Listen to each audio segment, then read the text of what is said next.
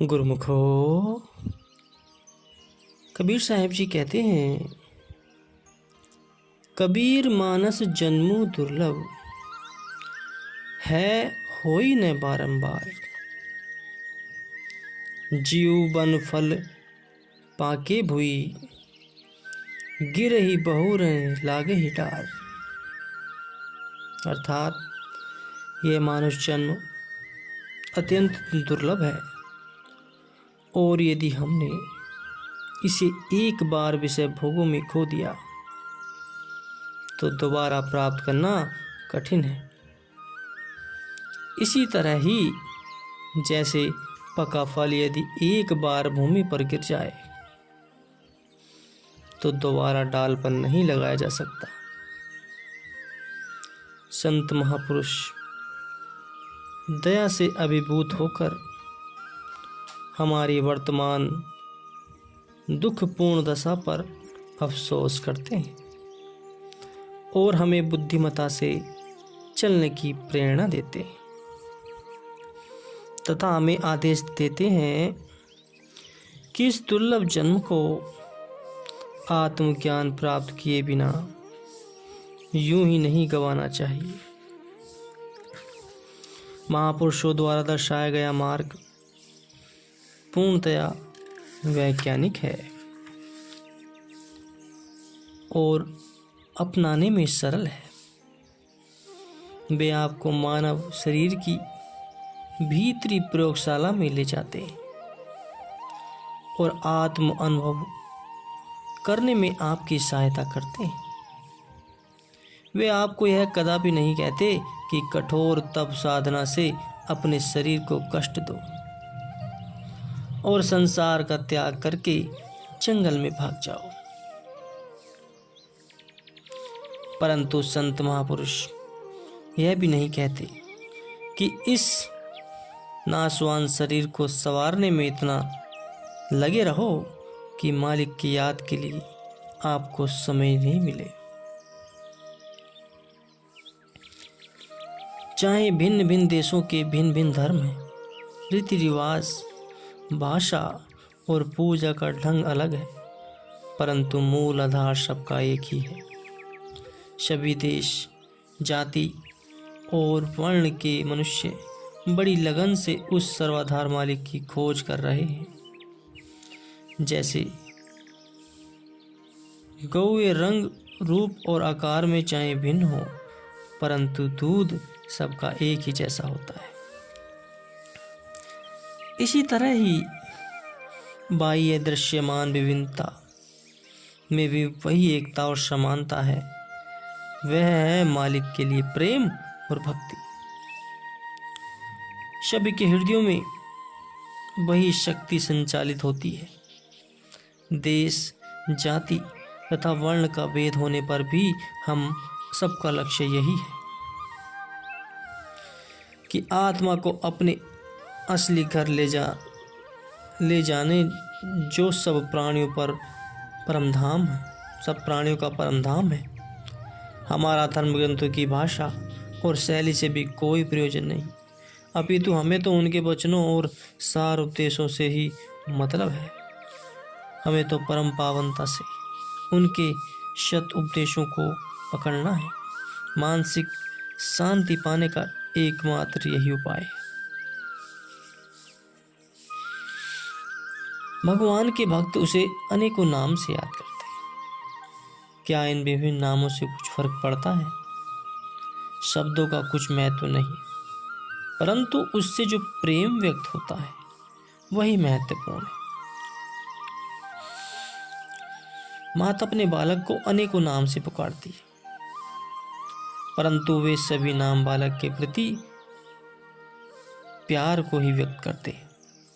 प्यार की भाषा में कोई रोक टोक नहीं है। इस संसार में प्रत्येक व्यक्ति किसी न किसी वस्तु से प्रेम करता है और शायद ऐसा कोई भी व्यक्ति नहीं जिससे यह भावना न हो, अर्थात वह किसी से प्रेम न करता हो।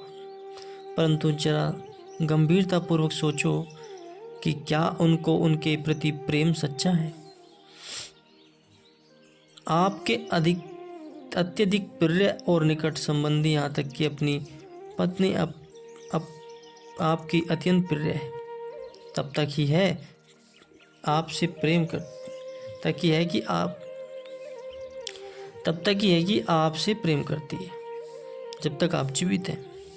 जैसे कि बताया जा चुका कि संसार में कोई भी अपना नहीं, यहाँ तक कि अपनी पत्नी भी ईश्वर के न्यायालय में न्याय का समय आपका साथ नहीं देगी। इसी गंभीर चिंतन से डाकू रत्नाकर देव ऋषि नारद से दीक्षा प्राप्त करके ऋषि वाल्मीकि बन गए।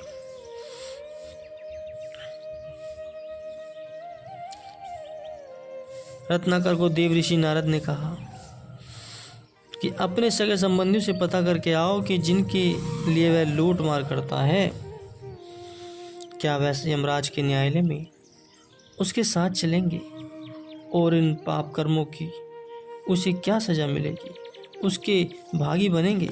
सभी इस कार्य में अपनी असहायता व्यक्त करती। इस बात ने उनके जीवन को एक नया मोड़ दिखा। उससे देव ऋषि नारद से भक्ति पथ पर चलने के लिए नाम की दीक्षा के लिए याचना की। रत्नाकर अपने गुरुदेव के आदेशानुसार घंटों भजन ध्यान में बैठने लगे। उन्होंने मालिक का साक्षात्कार किया और उनका नाम ऋषि वाल्मीकि हो गया।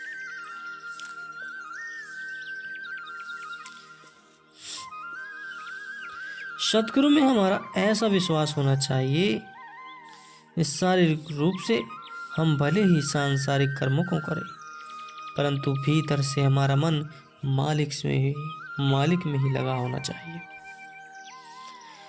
जब हमारा सतगुरु से ऐसा घनिष्ठ नाता हो जाएगा तो वह हमें कभी नहीं भुलाएंगे। वे इस शरीर रूप में शुद्ध आत्मा है। उनका उद्देश्य अधिकारी आत्माओं को अपनी ओर आकर्षित करके उन्हें सर्वाधार मालिक से मिलाना है। जब तक मालिक स्वयं हमें अपनी ओर न खींचे, हम में उन तक पहुंचने की सामर्थ्य नहीं है। यह उनकी अपार कृपा है जो वे हमें अपनी ओर प्रेरित करते हैं। ऐसे हैं सतगुरु के भेद भरे रूहानी मार्ग। शायद कोई यह सोचे कि सतगुरु के प्रति उसने अपनी श्रद्धा भक्ति स्वयं बढ़ा ली है, तो यह सत्य नहीं है। वास्तव में यह तो सतगुरु ने स्वयं अपनी कृपा और प्रेम से ही हमारे हृदय में अपने प्रति श्रद्धा भक्ति पैदा की है। सतगुरु मुक्त आत्मा है और ईश्वर के रूप है।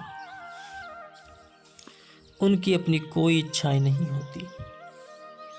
वे धूमधाम से इस भूलोक पर केवल एक ही उद्देश्य से आते हैं। उनका उद्देश्य होता है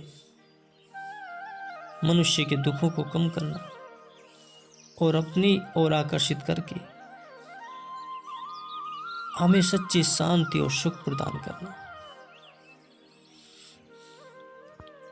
गुरुमुखो, इन महापुरुषों के उपदेश बहुत सरल, स्पष्ट और शुद्ध आध्यात्मिक होते हैं।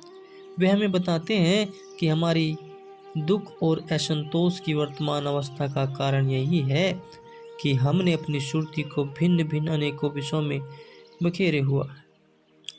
स्वयं को हमने शरीर, मन और बुद्धि मान रखा है, जो वास्तव में हम हैं नहीं। यदि हम इस बिखरी हुई सुरती को समेट कर अपने भीतर केंद्रित कर लें तो हमारे चारों ओर भरपूर आनंद और शांति छा जाएगी। जब तक हमारी सुरती आंखों के नीचे निम्न लोकों में रहेगी, तब तक यह विषय सुखों का अनुभव ही करती रहेगी। परंतु जब इसकी भीतर की ओर उद्धरमुखी यात्रा आरंभ हो जाएगी तो इसे सुख और आनंद का अनुभव होने लगेगा। सुरती की यही आंतरिक यात्रा निश्चय ही साक्षात पूर्ण सतगुरु के मार्ग निर्देशन में